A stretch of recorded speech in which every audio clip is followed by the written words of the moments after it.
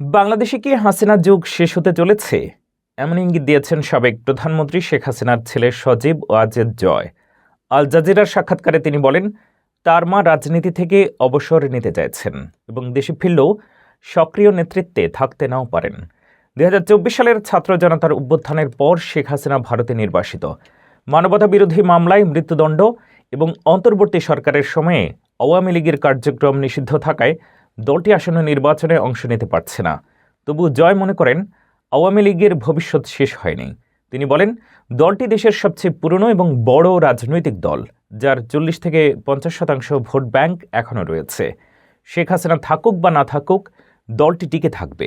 নির্বাচন, সহিংসতা এবং নিষেধাজ্ঞা প্রসঙ্গে জয় অভিযোগ করেন, দলটি দমন পীড়নের মুখে রয়েছে।